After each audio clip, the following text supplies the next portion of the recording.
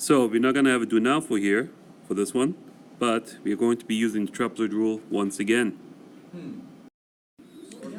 Use the trapezoid rule to estimate the definite integral of f of x from 1 to 7 given the data below. So, let's get started. As I talked about before, the area for a trapezoid is 1/2 times the height times the average of the bases. Well, that 1/2 is part of the average of the bases, so the addition of the bases.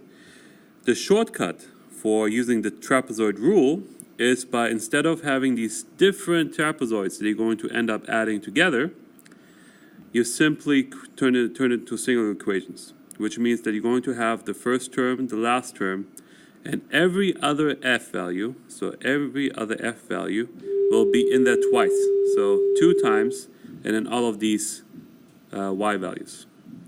So as you can see, the first one is 4.5 to 1, 4.5 to 1. We have 3.650. So all of these values are included within the parentheses where you multiply by 2. But because for this shortcut, since we do not have twice the initial and final point, we simply have them right here, outside where the 2 is. So it's not being multiplied by 2. When all is said and done, we got an answer. You always want to make sure to have 3 sig figs. Over here, that 4. But on test, let's make sure that we have 3 sig figs. So that should have been 13.907.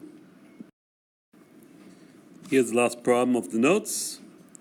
Phoebe sits atop the swimming pool side, and as shown in the figure, alrighty, here's the figure. At time 0, she pushes off Calvin. She pushes off. I'm guessing she pushes herself off. Calvin finds her velocity in feet per second and is given by this equation. Phoebe splashes into the water at 4 seconds. Plot the graph of function b, use radian mode. So when reading the problem, we're saying that at time 0 and then all the way to time 4, because that's when she splashes in, which means that we only care about this segment of the graph. Oh, there we go. Yeah. This point is about 4.1. And I use Google to make the graph. You guys are supposed to be using your graphing calculators. And when you click on window, you can make adjustments what x is supposed to be, where you start and where you end, how big the intervals are. So please make sure you use a graphing calculator. I don't have a graphing calculator available for me at the moment, so I use Google. Do not use Google. And then, what are the domain and range for the velocity function? Well, this is a velocity function. The function that we were supposed to deal with is velocity. So since we didn't have to figure out what the velocity function is, we were just straight up given the velocity function, we can get the domain with whatever works in the function. And the function, t, can be anything. And that's just the thing. Trigonometric functions, except tangent, or the inverse ones, for sine and cosine, I should have just said that.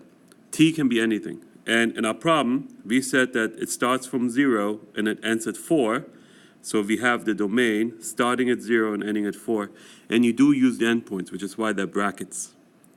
When it comes to the range, we graphed it. So we start at 0 and go all the way up to 10. So the range goes all the way up to 10. However, if you want to say that the range is starting from 0, oops, gotta get my pen back. Okay. If you said it started from 0 and went all the way up to 9.320, I would be totally okay with that. And the reason why is because, well, we know that it's an increasing function, it's only getting bigger, and our domain ends at 4. So if you were to plug in 4 into 10 sine of 0.3 times 4 is 1.2. If you did that, you would actually get this answer. So if you put this range or that range, either way, both arguments I would totally accept. The reason why the range here was written as 0, 10 is because the function, a sine, it's alternating between -10 and +10. But in my opinion, this is what was here before I started doing this. In my opinion, if you were to put this one, you're totally good. And that's also because I would have put that. That's what I would put. If I'm wrong, then what does life mean anymore? Next question is, how fast was she going when she hit the water? Then in that case, you only have to plug in 4, and that's what I did, which is how I got my earlier number. So that is it, 9.320 feet per second. And then the last question, approximate how long is the slide? Now this person got 21.255 feet. Let's see what we get. It really depends how accurate you want to be.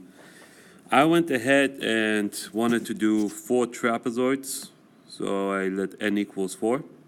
So in order to find out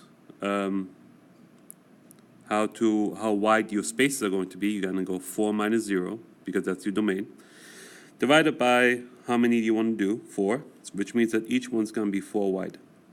Now the shortcut, as talked about before, it's going to be 1/2 times how wide your trapezoids are going to be, and then the first and last term, and then every other term, so 0, 1, 2, 3, 4, so 1, 2, and 3, those are going to be double, which is why they're inside of a different parenthesis that has a 2 in front of it. Now it's a matter of plugging in 1. Well, 0 is easy because you're just going to end up getting 0. But now it's a matter of plugging in 1, 2, 3, and 4 into 10 sine of 0.3t. So I used n equals 4, ended up with 21.094. But whoever did this might have used more n's or less n's, who knows. And that's it. So the next question is, at approximately what rate was her velocity changing at t equals 3? They're asking for the derivative at 3. So let's find the derivative. So I believe an estimation that we're going to do, by the way, this is going to be a very easy derivative to do in the future. We're simply going to do the chain rule and then knowing how to find derivative of a sine. But in the meantime, this is the most recent way I showed you how to find the derivative. Just use 3.001 as one x and then 3 as the other, and then find the slope. So that's kind of what I did here. And just a little note that sine of 0.9, oops, accidentally got the eraser. Sine of 0.9 is sine of 0.3 times 3. That's why I got 0.9. So you should end up with a derivative of 1.864. However, I do know what the derivative actually is using chain and the derivative of a sine, which would be this, and plugging in the value into this function would give me this value, which is very similar to what I got right there. So that estimation is pretty fair. Anyways, you don't have to worry about knowing how to do this yet. You will in the future, I promise. Last question is, what special name is given to the rate of change of velocity? We call that an acceleration. Alrighty, that's it for today's notes.